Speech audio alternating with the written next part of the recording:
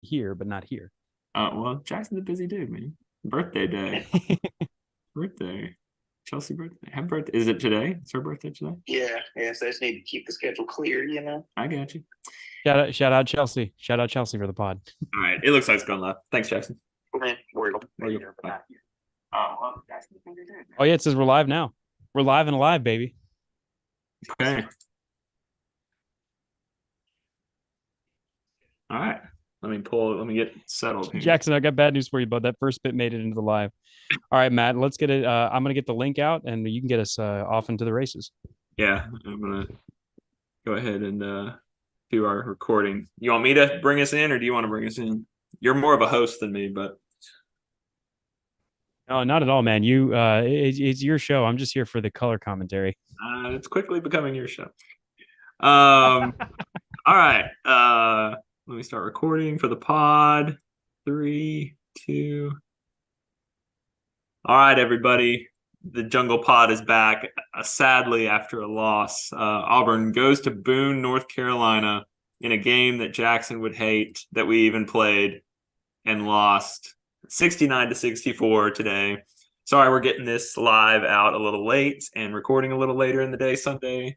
Life happens, but Auburn drops to 5-2, and there's a lot to get into about this game. You know, you're always nervous going on the road in a true road environment, and I think I've gotten so used to it from Bruce's teams. We seem to always have a game like this, but when you watch the telecast, it's like, this is a big deal. It's a huge deal for App State to have, you know, a team like Auburn playing there. And even there were national college basketball writers talking about, man, look what a terrible mistake Bruce Pearl made by going to play at App State. This is why people don't do this. And Bruce is going to be pretty. People saying that. Yeah, but if you've listened to our pod and if you've listened through some of the interviews, this was on purpose. This is Auburn's only true road game of the non-conference season. So this was on purpose to try to grow and get some of these new players some road experience before getting thrown into the SEC fires. And there were some things that got exposed and that, you know, didn't go well. So here to discuss it with me, Ben Young III. You know him, you love him. He's getting the socials out right now. Ben, yeah, I'm trying to get everybody in here. It's going to be hard because, like Matt said, this was a struggle of a game. It wasn't pretty basketball. We did some interesting things tonight that we'll be able to talk about. I do think, you know, from a 10,000-foot view, I think there's some things that we could learn from this game, particularly with some of our role players. But overall, man, it's a heartbreaking loss to go on the road against a team that's pretty good, that you should still beat, and to drop one like this. Well, let's talk about App State for a minute. So they're picked second in the Sun Belt, I believe, behind James Madison, who's pretty close to a ranked team if they're not ranked. I'm sorry. Hang on. I completely forgot that James Madison is in their conference. James Madison put somebody to sleep tonight. They scored 130 points in a Division I college basketball game. Whew. Fun Belt, the Fun Belt. So if you're putting this in NCAA tournament categories, right? Like the net rankings, it takes a while for the net to really work its way out. It needs some games to be more accurate. This is probably going to be a quad 2 loss if App State is in the top 135 teams, which they are in KenPom right now. I believe they're 90th, 100, something like that. We should also point out KenPom did just beat UNC Wilmington by 30 points. That same UNC Wilmington that went into Lexington and beat the mighty Wildcats of Kentucky. College basketball is a mess right now. And that's the other context, right? Like, so many teams have lost. There's been a lot of upsets. So, you know, Auburn is not guaranteed any of these wins. We talked about it on the last episode, 48 straight non-conference games at home. I really just don't think we appreciate that enough. It's a very rare streak to have. So kind of tough, though, when you look at the overall, Auburn's got to play Indiana next week, which Indiana hasn't looked great. But, today's kind of a reminder that in college basketball, you don't hit your shots, you don't hit your free throws, a lot can happen. And then you still have to play USC, and you've got some other kind of challenging small school opponents along the way. So it'll be really interesting to see what happens moving forward with this group, and how do they handle. They're not going to really go on the road in a true sense until January in conference play. So what can they learn from this? How can some of these new players take another step in their development moving forward? Well, the disappointing part is you want your players to take a test because you want your players to then pass that test so that you know that this team is actually developing and making some progress. And I think that's the most disappointing thing for us as fans is we had a real test tonight and we failed. It's always tough to look failure in the face, particularly for some of our new guys that are still adjusting that we thought maybe had found some rhythm. If there was going to be an MVP tonight, it's been the guy who's been kind of our MVP all season. Janai Broome once again was unstoppable. He finished with 21 points, but if he could hit his free throws, he might have had 30 tonight. Janai Broome once again had a miserable night at the charity stripe. He went 1 for 7. I mean, Brutal. not even sniffing 50% is just brutal. We got some incredible play out of Trey Donaldson. I think he could have given us a pretty solid run at a second MVP. But most interestingly, we were rotating him back into that 2 position. Particularly late in the game, we saw him and Aiden on the floor at the same time. Well, let's talk about why that was, right? So I've never seen Bruce do this. This is a new thing. He actually suspended / benched KD Johnson for a half for getting a technical up however many points from a previous. Was that in the Virginia Tech game or was that? That's what what I was told. He got a technical late, and I think we even talked about it. My brain is kind of mush. And he sat him the whole first half. So Lior basically got those minutes in the first half. And you hit it. Like, Trey was great. And not just because he hit some shots and not just because he scored. Trey was like, he was the experienced leader. And KD played a little bit in the second half, but like they ran with Trey. And honestly, I think it was the right decision. And I think one of the big takeaways moving forward, I do want us to get like into this game, and I'm not trying to take us zoom out yet, but who are going to be our guys at the 2 and 3, I think is still defining this season. Like, I think it's going to really show up in some of these games against higher quality opponents of who are we closing with and who's getting those minutes. I mean, Chad Baker-Mazar has shown some flashes. Chris Moore has some limitations. Lior, we know, has limitations. KD's kind of you never know what you're going to get. Denver, everybody wants to talk about Jalen not showing up, and Denver was really bad on the offensive end. So I'm kind of curious to see what's going to happen there. Yeah, I think it's this far into the season. I think Denver's probably been the biggest disappointment. And that's not to say anything in particular about Denver's game. It's just that you brought in a guy that scored 20 plus points a game. We brought him in thinking that he was going to be our fix at 2 guard. And in a crucial road game tonight, 0 points, 0 of 5 from the floor, 0 of 3 from 3. He only had 3 rebounds, but he did have 4 assists. I was going to say 4 assists, no turnovers. And I do think he is playing a better all-around game than I expected. So I'll give him that. Yeah, I mean, the all-around game of a lot of these players is exciting, but we know that those are the types of guys that Bruce tends to have. I mean, you think about a guy like Chris Moore. Chris Moore very seldom stuffs the stat sheet. I mean, he gets scores in the double digits and we give him MVP.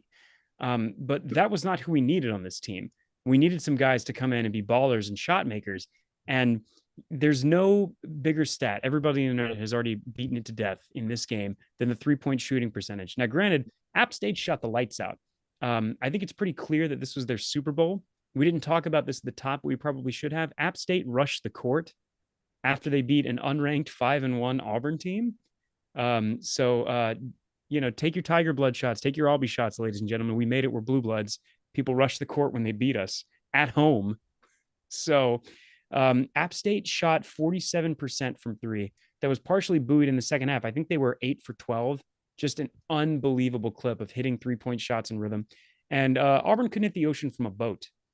We started 1 for 13 from 3-pointer. We finished 3 of 27. And 2 of those were desperation shots in the final minute. Yeah. So you see, I mean, you look at that and you're right. We should have led with both court storming and this. But I mean, yeah, when you don't hit threes and you don't hit free throws. We were 9 for 19 as a team. And you mentioned Janai, and that's part, but Jalen missed a big free throw late. Aiden missed, I thought he missed more than one. It says he's 4 for 5. So when you do those 2 things on the road, right, like it's going to be tough to win. And sometimes we could spend an hour talking about this game, overcomplicating it a bit. Part of the reason why I feel in such a panic is this looks so familiar to problems that we've seen with Bruce Pearl teams for really the last 3 years. we get into these rock fight games where we're shooting historically badly. The other team is shooting the lights out. And in the final minute of the game, actually, no, let's go back to the final 4 minutes of the game. We were down 3 with the ball. I mean, all you have to do is go and trade possessions a couple of times. And like, you've really got yourself a shot to win that game. And we just can't find a guy to hit a shot. So let's talk about that. Ben, I'm so glad you said this. I don't know if you can see this. I took a screenshot of the play-by-play of the last 4 minutes because I do think that's an interesting thing to discuss. So App State's up 3. We always talk about like at the last TV timeout, right? Like it's a jockeying for position. Who's going to be on? Unfortunately, App State's up 3. But our defense actually got us some stops. Trey switched to a zone, which was huge. We did, and it kind of got us what we wanted, although it was scaring me a little bit because I don't think Aiden Holloway knew exactly what he was doing playing it late, but it worked out. Trey missed a kind of contested 3. The next time down was Janai Broom getting fouled, falling down, getting called for a travel, and trying to call timeout. So we got the ball into him, turned it over. The next one was Aiden did this a few times today, like coming around those screens on those plays and trying to get fouled. And that's just you're not going to get those calls. I know he's hit some 4-point plays. I know he has that capability, but it felt, you've got to like you said, when you're down 3, just make the shot, right? And trust like you're an elite shooter. Trust your shot. So that's one. And then they scored. Jalen got a and one off of a good pass from Janai. He missed the free throw. And then App State just hit a tough shot. But like you said, you had all these opportunities down 3 when you get stops to get back to even. And then after that, it was too late. And Aiden jacks one of the worst threes I've ever seen down 6 with 30 seconds to go. It was pure hero ball. It was a bad decision. It was a freshman mistake. But again, you got to go back to Aiden did get one of those fouls a minute prior at about the 5:10 mark. He got fouled on a 3-pointer. He missed the first free throw and hit the second 2. So you miss out on a point there. You get Jalen Williams with an and one inside. You miss a free throw there. Instead of 63-64, now you're looking at 61-64. And as soon as App State goes down and hit a rebound, well, now you're in hack-a-shack territory and the game's really out of hand. And you missed. And then later in the last minute, Chad Baker-Mazara missed 2 threes. One was kind of a desperation. One was open and could have at least extended the game one more possession. So we closed with, like you said, Aiden, Trey, CBM, Jalen, and Janai. And I think you definitely had an opportunity to steal it. It probably would have felt like stealing a win if Auburn had been able to come through there, because really, Auburn is up 9, 19-10, I believe, to start. I thought we actually started okay. App State's a big, physical, pretty athletic team for their conference and where they play. And I thought we kind of answered the bell early, but then that middle 20 minutes of the game, from halfway through the first half, halfway through the second half, we were outscored by 20. App State had an 11-point lead with 9 to go. I don't want to second guess our coaching staff because they are much smarter and know ball a lot better than I do. But our rotations in that intermediate period in both the first and the second half are terrible. We too frequently have 2 to 3 guys on the floor that are not scoring options. You can't have Lior Berman and Chris Moore and Chaney Johnson on the floor at the same time. You just can't, because they know where the ball is going. It's going through the point guard or it's going to go through Janai. And that completely eliminates how they're going to guard you on the defensive end, and they're going to leave you open for 3. So what are you going to do when you get a good wing spot open in a spot where you feel like you can hit a 3? You're going to toss one up. And before you know it, the 20-point lead is an 18-point lead, is a 15-point lead, is a 12-point lead, is a 9-point lead. And the other team has momentum, and now you're trying to bring your starters back out there cold, who went to the bench with a 20-point lead that's now down to single digits. So we've got to continue to tweak and work with these rotations. It does seem like we're doing that. This is a different closing group, having Trey and Aiden out there at the same time. We did struggle a little bit with foul trouble for CBM early. And same for Jalen, honestly. This game was officiated weirdly. I don't want to say it was officiated badly. Both teams were averaging about the same amount of foul calls. It just seemed to be when the fouls were happening.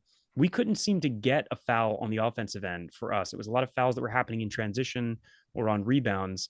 And we picked a day to have a really bad free throw shooting performance to match our 3-point shooting performance. We were 9 of 19 from the line, so we finished under 50% from free throw.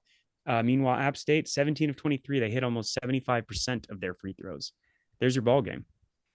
Well, it's that. Like, you could look at 3-pointers. You could look at how about the fact that we only turned them over 8 times? We talked about how our defense and our steals and our blocks, like kind of creating havoc.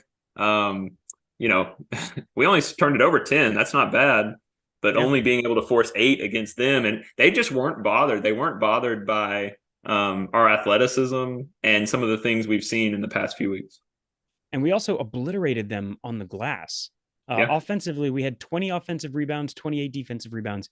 App State had 6 offensive rebounds, which tells you that they were hitting at a pretty high clip. They shot about 44% from the floor, and otherworldly 47% from 3. But we were boxing out well. We were playing well on the defensive side. We got the shots we needed to. We just didn't hit them. We out-rebounded them overall 48-32. Ordinarily, that's winning basketball numbers. Our assists, we had 17 assists to their 9. I mean, it's all numbers that you want to see from this Auburn team. You just need, like, all right, think about it this way. 2 of those 3-pointers go in, we win 70-69. Like, just mathematically. Exactly. Not from the game momentum, so keep in mind, everybody listening, obviously our fan base is getting a lot smarter when it comes to this stuff. Like, it is, basketball is such a dumb game to make sweeping generalizations about each game. You talked about the other teams losing. I mean, we see the tournament every year. It's why we love it. Like, you just never know. And so, you got to resist the urge when you're winning to kind of think everything's great. And you got to resist the urge when you lose a game that you probably shouldn't. And just sometimes you chalk it up to a game of basketball. Like you said, if we hit a couple shots, if we, forced a few more turnovers, then we're probably talking about a win, and we never dig that deep. So in all of this, you just got to keep that context. And I would argue a huge thing, because to me, the overarching takeaway from this game is how the newcomers played. And this was their first real road environment, and there really wasn't one that really did anything offensively meaning. Chaney Johnson had a great alley-oop finish, and Chad Baker-Mazara hit 2 for 9. He had a couple shots. He hit 1 3, but that's all. So, and the where I look for that, it doesn't fully paint the picture, but we've talked about our bench being such a weapon, and our depth of 10 guys and how many scoring options it feels like we had. We got beat 40-27 bench points to App State. So that bench all of a sudden wasn't fully there offensively to help Janai out, to help Trey out. Yeah, they had a transfer guard, I believe from Butler, that came off the bench for them and scored a career high. He hasn't scored 18 points since he was a freshman back playing for Butler. So, again, teams are going to have that kind of night when it's their Super Bowl. We heard a rumor that App State also sold ticket packages for this game. If you wanted to come to App State versus Auburn, you also had to buy tickets to 3 other games. We already talked about them storming the court. They were very clearly hyped and psyched for this one. We know the magic of Neville Arena. A home environment does a lot for you. And I know Matt doesn't want to say the sky is falling. You can't read too much into one game. The transitive property doesn't work in college basketball. But we're on a bad trend right now, my friend. For the last 3 games. All right, roll back. Our first 4 games, 3-point shooting percentage, 37 of 95. That's almost 39%. That's a great 3-point clip. That's when we were feeling good, blowing out Notre Dame, winning comfortably over the Bonnies. Our last 3 games, we've gone 11 for 57 from 3. That's 16.4%. Yep. Those are terrible numbers. And now, once this happenstance, twice as coincidence, 3 times as enemy action. Houston, we have a problem. Yeah. And our takeaway, and this kind of is my fear. You mentioned the rock fight games. We've kind of had to play rock fight games last year, 3 years ago. We've had these teams that have kind of had to play that way because we just know the shooting isn't there. This year's team has shown you signs, and you see potential of oh, this team can fill it up. They could get hot. They can hit open shots. But when you get in games like this, I worry, I keep saying it, but the perimeter defense, and I think a lot of, you mentioned the 8 for 12 from 3 in the second half for App State. I think the reason for a lot of that, just after watching and kind of going back and checking it, they were just getting to the rim. They were getting inside. They were getting past our guards in our 1, 2, and 3 positions. I wouldn't say it was terrible. I just think if you're going to break, and that's where that and offensive rebounds are where those open threes a lot of times come from. So I'm still can we get enough stops in a game like this to win against, we're going to play much better teams, obviously, than App State. along the way. And that's still, we've been averaging about 80 points, which would be great, right? If we could average 80 all year, we would all sign up for that. Can we win in the 60s? Can we win in the 50? I don't know if this roster can do that. Well, but again, defensively, I think we proved that we could. We made some defensive adjustments, and at the 4-minute mark, we closed what had been an 11-point App State lead down to a single possession. You're up, you're down 3 with 4 minutes to go. The Matt system says you've got time to make enough plays to get back in the game and you have a chance. I mean, but you dug yourself an 11-point hole on the road with that defense. You know what I mean? Like, I don't know. Well, the middle portion is the tricky part. I think the clutch gene we're still looking for, and I'm kind of okay that we haven't found that just yet.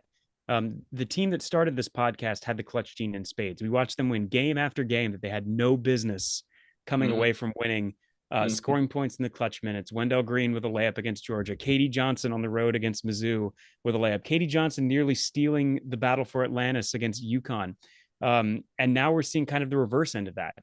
And I think there's a chance that benefits us in the long term, being in these situations where guys know what we're doing right now is not enough. We got to take our game to another level. And that's what I would hope that the coaching staff's message is to this team. Bruce has been trying to get guys to buy in since the beginning that it's a 40-minute game. You've got to play both halves and every one of your rotations with the same level of intensity. And it's clear he's still trying to get that out of this team. And my hope is going on the road and watching another team storm the court after beating you is a wake-up call. Yeah. No doubt. The great part about basketball is, I guess they do have to wait till Saturday to play, but usually you get to play pretty quickly, right? After a game like this, you get to go out there and kind of get that memory out of your mouth. The last thing I could think of from this game that I wanted to mention, I think Justin Ferguson had this in a tweet. Shout out to the Auburn Observer. We also take the box score that he posts and always share it. So shout out Justin. Oh, yeah. But somebody probably gave him the stat that this was the first game in the Bruce Pearl era where an Auburn team has shot less than 50% from the line and less than 15% from three. So first time in 9 years now, right? So we do need to keep that in mind. This was kind of maybe not an aberration, like you said. Things have been trending down on the shooting side, especially from three. But I do think we need to keep the context in mind. You're playing a true road game. You have that kind of shooting night. Half your team is new and coming from lower divisions, lower conferences, or high school, and you almost won and kind of lost. So, I do think that paints a good picture of what happened today. Yeah, we've got Storm and Ryan Norman, who couldn't be with us in the podcast tonight, but he is live in the chat. Don't forget, everyone, the Jungle is going to be live on YouTube after every game.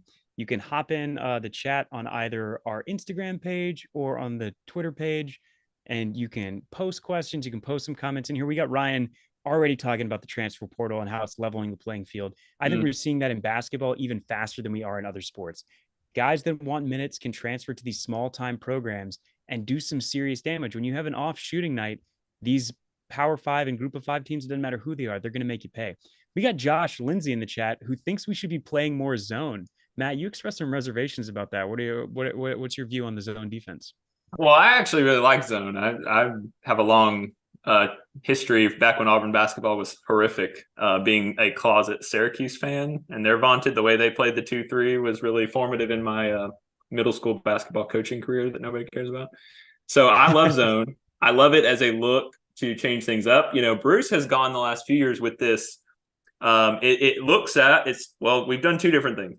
We've run some 1-3-1, which I didn't see today, at least in the parts that I saw. But we've had this 2-3 zone that starts as almost like a 1-1-3, where your point guard's up top. Then you have a guy at the free throw line kind of waiting, honestly, to read the play. And then if the ball goes to the wing, that guy's going to go out. And then it kind of turns into a mosh man-to-man matchup kind of thing, which I don't love all that. But it is very telling to me that we did it because Bruce likes having those things in his arsenal, but I don't think he really wants to use it in this game in Boone. Does that make sense? I think the reason we went to it is because we were getting driven by on the perimeter and we wanted to change up the look. Yeah, when you talk about that flex cut action that you're seeing teams throwing that are getting us, turned around, getting our guards out of position off our hips, I think the zone is a great way to counterbalance that. At the very least, it's just showing them a different look on the floor when they're expecting to see a lane, and now you've got a Chad Baker Mazzara or even a Chris Moore. Chris Moore may not be like the best fundamental defender, but he's a big guy. And having a big body out there is going to make a guard think twice about trying to go straight to the cup when he's a little bit closer in. We've also got Josh asking us about at the App State guards. That seemed to be another popular thing online. Folks want to talk about the guard play, both from us, but also the unexpected success that their guards had. Was it really just our defense? Well, I think there's a couple of things there. I think what Ryan said is true. I think I don't personally, bad points for me for not really scouting the App State roster very well, but I guarantee you they've got some guys from good basketball programs that are on their team. And the thing that's jumped out to me, Bruce said this week, that this does not look like a group of 5 team. They are long, they are big. A lot of talk was about their big guys, how they had a lot of size for this level team. The thing I noticed was, and this is not shocking for a Bruce Pearl team, right? Like usually our guards are smaller than the teams we're playing, and they're giving up some size and some height, honestly. And I didn't think we were getting like incredibly driven by all night. It didn't feel like one of those games to me, but they were able to break us down and cause help and cause switches a little too easily for my liking. So I continue to harp on, I think the perimeter defense is the thing to track. Aiden Holloway had a interview this week where he was talking about what's your number one thing that you're working on. He said, being more disruptive defensively and being in position and being able to lock guys down.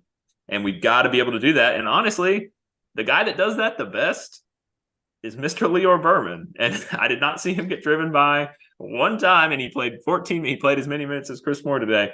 So he doesn't add a ton outside of that, but he does that well. And I think whether it's Aiden, Trey, I think gets kind of a bad rap. I think Trey's a good defender.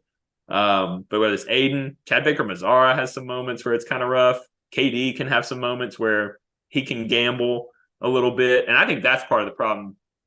Sorry, I'm talking too much, but App State had App State had a player post-game who said, we saw on film that their off-ball defenders get a little aggressive, and we thought we could take advantage of that. And I do think I think we try so hard to get those steals and to be in the passing lanes. And if you're slow, or if you're fall asleep you're a half step slow getting back, like they burned us a couple of times on that. And I think you've got to be really locked in to play the kind of defense that we want to play on the perimeter. Especially in the second half. I mean, that's part of what led to those open look in rhythm threes, was guys trying to prevent the drives in through the lane, trying to be a little bit more of a helper rather than playing their assignment. And I think, it just comes back to the thing that's so frustrating about games like this is we had such a monstrally inefficient night. I mean, you heard the numbers that Matt quoted already. One of the most inefficient shooting nights in a Bruce Pearl team history, both from the free throw line and from the 3-point line. And with under a minute left, we were still right there. Yeah. App State goes down and hits a beautiful 3-pointer in rhythm, and that's your ball game. If they miss that shot and suddenly we're coming back up the court only down 3, and now the pressure is there, you trust our trapping defense. But I think once again, we're finding this team is not talented enough to not want to avoid these situations. You want to be the team that's ahead at the final TV timeout. We saw it against Baylor. Baylor was still behind, but they were in the process of charging. They forced a couple of turnovers out of that TV timeout, and that was your ball game. So this is not a team. I think going into the season, we were feeling like pretty good about this team being a Sweet 16 team. I don't know if I'm still there. Matt, I think you were probably the sourpuss in our preseason episode. So time has proved you wise once again, my friend. But overall, I think this was a ceiling lowering loss for me. Not necessarily because we lost, but just so much the way that we lost, because we got into a hole and we couldn't figure out how to get out of it. You've got to be a little concerned if you've watched the last year, I guess. I mean, obviously 2 years ago was amazing. Had a great team, but this is the kind of game that should give you a little pause. And I think Bruce is so good at framing these things. He said before this game, it's like, this is like playing on the road against a middle to lower SEC team. Like whether you look at that's like the metrics, whether you look at their size, their ability, like this is the kind of teams we're going to play for 16 or 18 games, whatever. Once we get to the new year, so I think I always want to push back on the ceiling lowering idea after a game like this, but I do understand that this did reinforce some of our fears based on some of the last few seasons that sometimes on the road the shooting's bad and our offense just sometimes doesn't feel like we're getting the best looks, and we know we kind of have to live with that the way we play. There's a lot of good things that come with that. So I understand, like, I'm actually still more optimistic than I was at the beginning of the season, but the one thing I haven't really hit on yet, I am, because I thought this is a bubble team or a lower NCAA tournament team. I just wanted to make the tournament this year. That's still kind of my expectation. We'll see. I think the chaos of college basketball is going to eventually catch up to App State. I don't think they have quite that level of talent. I think they got really up for this game. I think they worked really hard because they knew it was a good chance. I think they knew we were vulnerable. I think they knew it was a great chance to get a quad one win. And they took advantage of it. You gotta give it to them. They came out aggressive. They played hard. We hit them in the mouth early, but they stayed with it. They took in a lead at halftime. They played within themselves. Their bench guys contributed. It was an all-around great effort from their team on a night when they had to have it, and they did. I don't know what this does for us in terms of the overall season. We're still really early on. Everybody's trying to figure out where we're at. We're seeing a whole bunch of upsets. Alabama lost twice last week. Kentucky lost last week. Mississippi State also lost tonight at home to Southern of the SWAC. There's a lot of chaos going on around the conference. And then you have a team like Arkansas that beats Duke at home and storms the court because, they haven't been there before and don't know how to behave. And then what was the final score of the Arkansas game? I got to pull that up. Against Duke? No, they had another game, I thought. Oh, they probably did. Well, talk some more stats while I get this together. Well, I think the thing I wanted to walk through was when you think about this team, there are basically 1, 2, 3, 4. There's 4 new guys and there's 6 returning guys. Okay. The thing that's made me kind of pessimistic about this team is that we have a JUCO guy, a UAH transfer, an FIU transfer, and a 5-star extremely talented true freshman who at times is going to look it. Like that is and I think today, I don't want to go through all the stats, but Aiden was 2 for 10, 0 for 6 from 3. Chad Baker was 2 for 9, 1 of 5 from 3. Denver Jones, 0 points. Chaney Johnson, 2 points, just kind of there. So that's what happened today. Like the new guys weren't quite good enough to help us overcome all the shooting and give enough support to Broome and Trey Donaldson, like we talked about. The other side of that is that you've got to lean on your returning guys. So Trey, to me, looks the part. Like he responded well to the flow of this game. I think he's done so much with the minutes he's been given, and he is fine. He's fine not starting. He's fine starting. He's fine closing. Like, I really like what I've seen from Trey. Janai has proven he is a really good – he's averaging 18 a game. He's going to be – Janai's that dude. He's that dude. And we can go back to some of our podcasts last year where we were kind of like, he's really good on both ends. He's not perfect, but he is a terrific player. So Katie Johnson is getting in year 4, right, or 5, whatever year of college basketball he's in. I think he might be in 5. Is getting sat for getting a technical when your team's up double digits late. Okay, that's not good. Chris Moore is a great leader. I think he's one of the leaders of this team, has been for a couple of years. I think everybody loves him, but we know what we know, right? Same way, Jalen, we know. Jalen's 3 for 5. Jalen had, it's fine. That's the most frustrating thing to me about Jalen's game is that we had for almost 35 minutes the Jalen Williams disappearing act, the same way that we did against Virginia Tech. But then in the final minutes, he's there making an assist. He's in the final minutes, he's there finding position under the basket and getting a great layup and going to the line with a chance to get us down only 1. But then the chaff with the wheat there is Jalen missing the free throw. The chaff with the wheat there is when we come back down with 3 minutes to go, down 3, you pass to Chris Moore on the wing and he fumbles the ball out of bounds. I mean, you just want these guys that have been around the league a little bit longer to look more polished in those moments, to look more like Trey, to look more like somebody who's been benched and who's playing the 2 guard position as well as point guard and coming onto the floor and the moment not being too big for him, like it wasn't against Iowa or Houston, and hitting these clutch shots. Trey hit 2 crucial 3-pointers at the end of this game to keep it close and to keep us from only going like 1 for 30 for the night. So you just wish, I don't know, you wish this team had another gear, and I don't think they've found it yet, and I don't know if they will. So this is like classic Jackson material here. Okay, I'm gonna play. I listen to Bill Simmons a lot podcast, and he always talks jokes. People joke that he's like the body language doctor, and because he overanalyzes athletes' body language when he's not playing. So people don't like that. But when we're watching this team for 35 games, like I think that's part of it, and I like doing that. I love that Trey hit threes. I love that Trey defended. I love that Trey. It just seemed like we were better when he's on the floor tonight. And whether it was with Aiden or without Aiden, he was really good. But you know what I love more? He's the guy in the last 3 minutes that knows he's got a freshman at point guard that he knows is really good. And he is constantly, whether it's in the timeout, whether it's during a free throw, he is in his ear. I mean, he is feeding him, hey, here's what we're going to do here. And he's building the guys up. So the reason I bring that up, we know KD is like an energy guy. We know Chris Moore is like a leader. Janai is really good.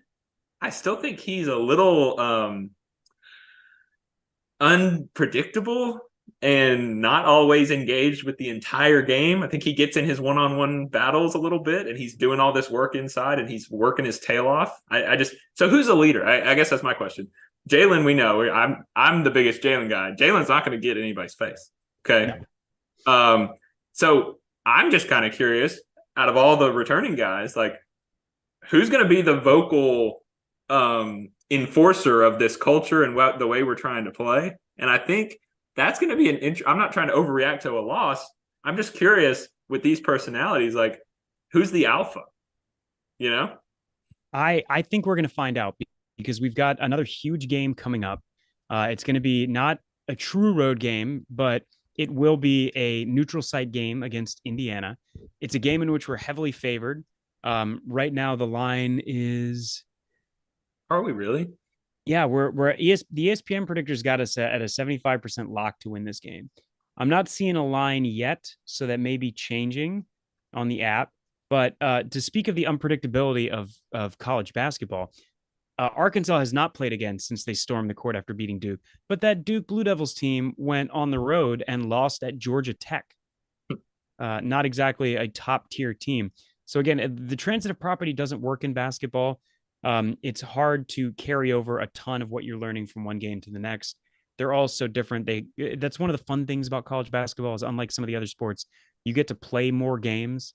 So every loss doesn't kill you. Every win doesn't make you, which is another important thing to keep in mind. And we're about to enter the meat of this non-conference season. We got a premier matchup against Indiana.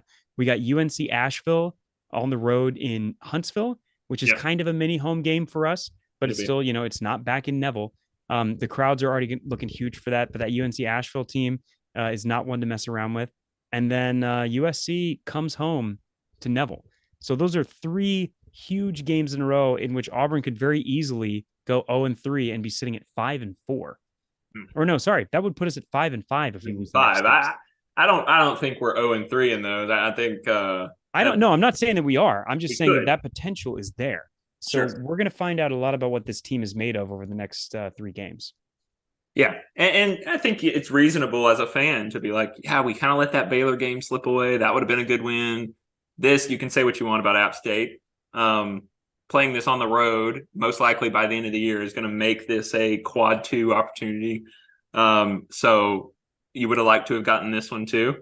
And it kind of puts a little, you want to beat Indiana because I think we're better. You want to beat USC and you want to be, so we kind of need to start getting those wins. Like last year, we just didn't get many wins that were impactful. And you get these opportunities one of the great things about college basketball is there's so many games and you're trying to build a resume. You kind of miss a little opportunity with Baylor when you blow a 9-point lead in the second half, and you miss an opportunity here where you had a almost double-digit lead halfway through the first half on the road. So I'm glad the way you framed that, because I do think that's really, really important. The next three. Yeah, I don't think that we can firmly say what this team's identity is yet, but now I think we're going to find out, because now we lost a winnable game. We had a really horrible performance. We shot about as badly as we could shoot, and we still had a chance to win it late.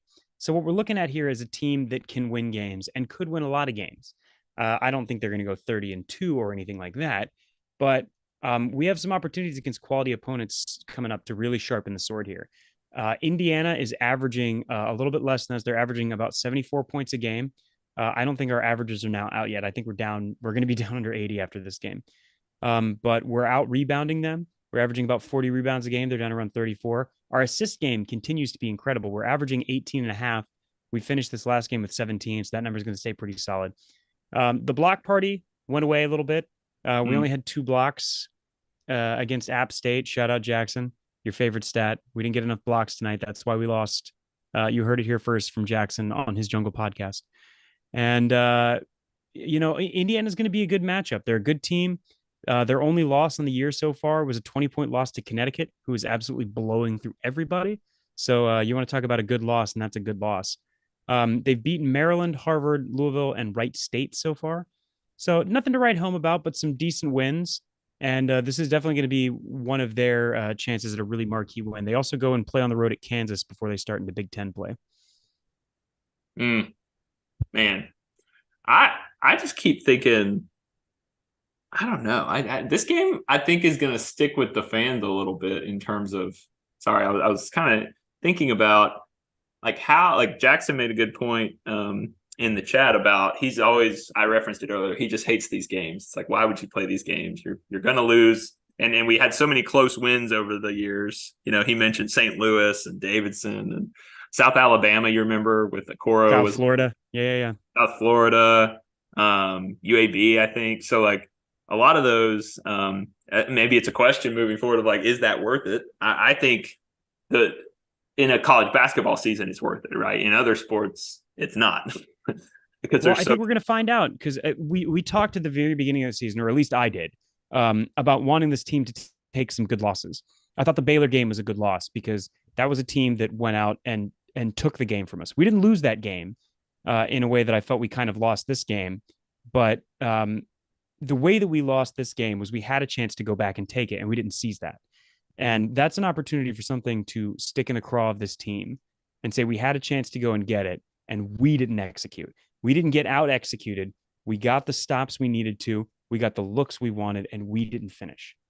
Are we going to stay that team, or are we going to become a team that when those opportunities present themselves, we can go and do it? And we also didn't hold a lead, right? I mean, we're up 9 early, and we never. Some of our early. Never let it get after the 1 minute left in the first half. Some of our early rotations, I think, were thrown off by not having KD there. We got Lior a few more minutes than we wanted to, and I know you still like Lior. A lot of the fans love Lior. I just think with these new rules, his defensive fundamentals are completely wasted. Lior can't hit an open three. I honestly cannot remember the last time I saw him hit a big 3-pointer. He's missed a nice jumper. He had a nice mid-range jumper in this game. Mid-range jumper, great. I want to see him hit open threes. That's what we ask of that 3 position to do on the wing there. He's still getting some great rebounds, but overall, I think he's a liability when he's on the floor, particularly as part of that second unit, because the second unit does have so many holes. So, yeah, I don't know. I don't know what to make of this loss yet. I'm feeling better about it now that I've heard you talk some stats, but I'm still team sky is falling. We're going to have to work really hard to make the dance. Oh, man. Wow. Wow. Okay. I love it. Join the club. No, I really hope that's not true. I still think the ceiling, and again, this is probably just because where my head was at a few weeks ago when the season started. I still think our ceiling is a lot higher than I thought, because I do think we can hit shots. And I don't think these 3 games are I don't think that's who we're going to be all year. I don't think this is who Aiden's going to be for sure. I personally think Jalen will play better. I know I might be alone in that. You're alone on that one. So, I mean, I still think there's a lot of potential. It was interesting to me. Sometimes your eyes get deceived playing these non-conference games, just how athletic we look and how like, oh man, we're a fun. I've said how fun this team is to watch, right? And whether you call it the athleticism or whatever, it just wasn't quite as fun today. And it's not just because we lost, right? It's like No, we well, weren't again, getting. we didn't put the athleticism on display. That was the thing that was so frustrating for everybody to watch. Is early in the shot clock, even before we got to the end of the game, we were taking open looks because they were open, but they were leaving us open because we weren't hitting from three. So when we got into our half court sets, we weren't running a lot of flex. We weren't running a lot of good cuts. We weren't running any of those sweet backdoor moves that we've seen Jalen try to get him on the bounce pass with. We were out of a lot of our identity.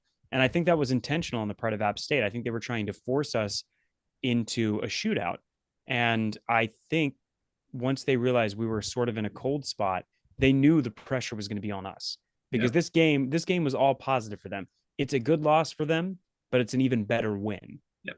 Nothing and to for us, this could only be a bad loss.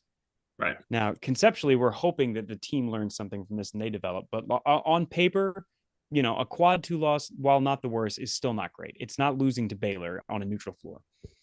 Well, and whether you want to put it on our guys for our defensive effort or their guys for their solid offensive effort, I think all that we just talked about tied together is kudos to App State for only having 8 turnovers.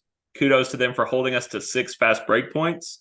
Kudos to them holding us to only 3 steals, because those are very uncharacteristically low numbers for this team, for this Auburn team, and what we've been doing to other opponents. So I think that adds to the layer of like, why did this game feel different? We weren't outrunning. We weren't creating havoc. We did during our run that gave us the 9-point lead. We were able to get some stuff going the other way. So and get some stuff going on in front.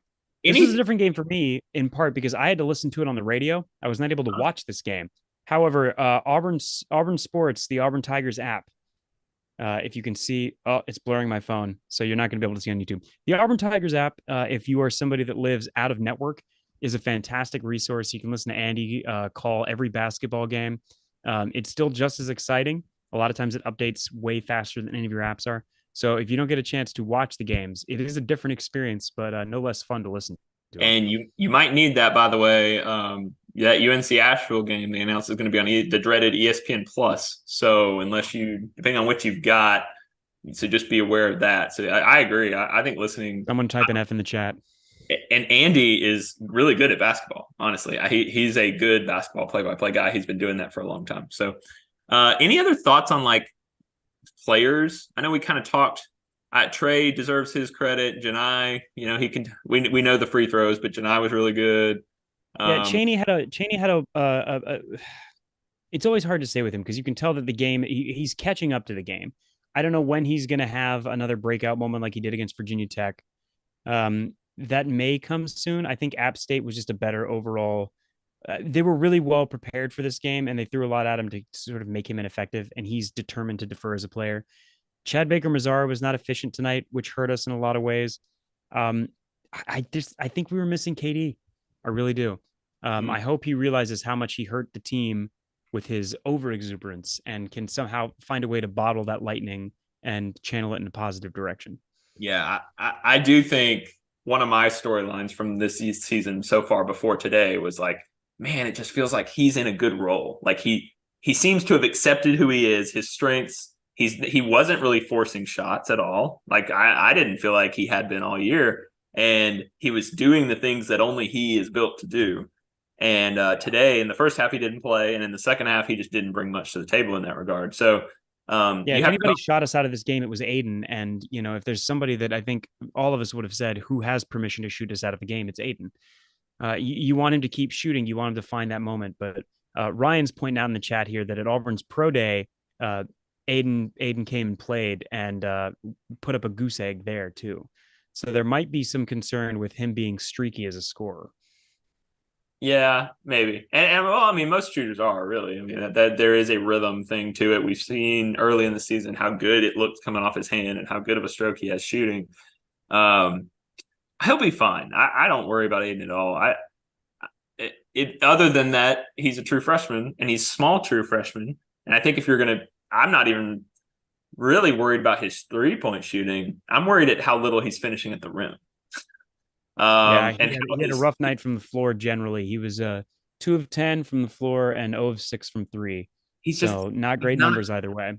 not finishing. You know what I mean, though? Like he's not Yeah. able to really finish through over contact, which again, to be fair, Jared Harper, really small guy, right? Like it took a while to adjust to that and to be able to finish consistently over big guys, to be able to get around your guy. Like it's hard as a small guard. It really is. He's a little bigger, taller at least, but he is pretty slight. I mean, so I don't know. I don't know if I buy it. I saw him in Brooklyn. I think he's got a bigger body than KD, and we know that KD can slash pretty hard into the lane and draw some contact. So I do want to see that part of Aiden's game develop.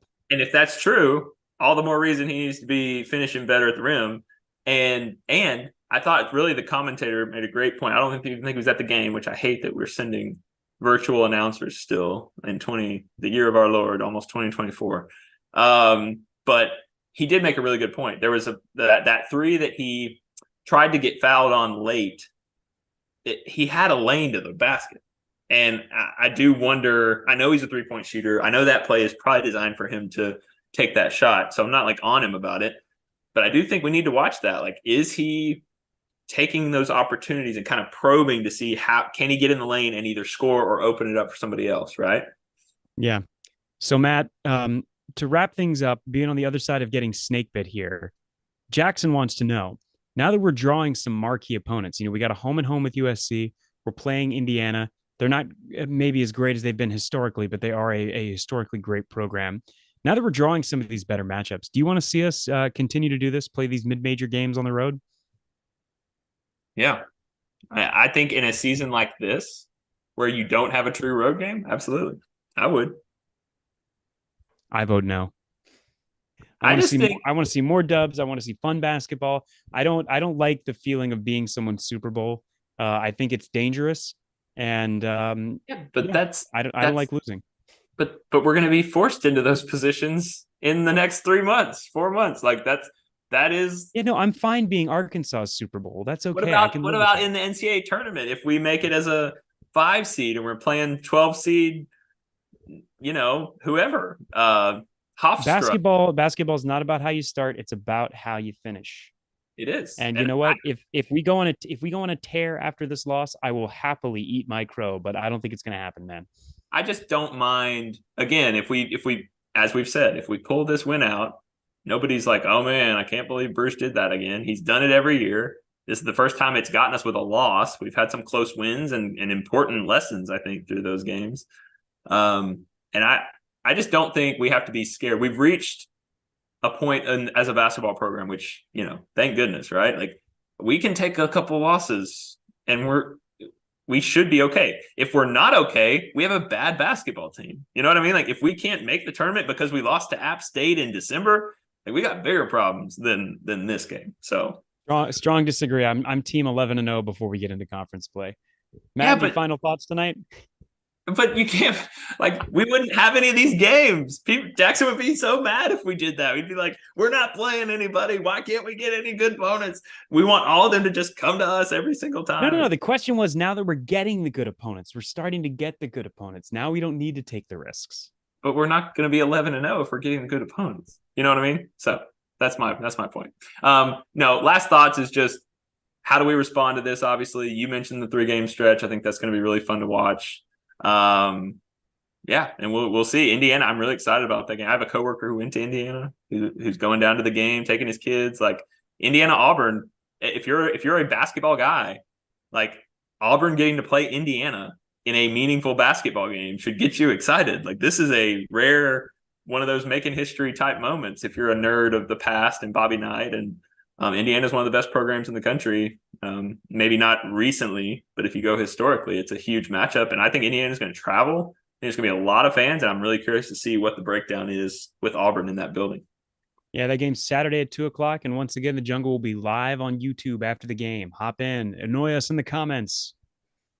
Absolutely. Ben, thanks for doing this. Glad we were able to, hopefully everybody feels a little better. Let's all take a deep breath. We're 5-2. Let's move on and go beat Indiana. Okay.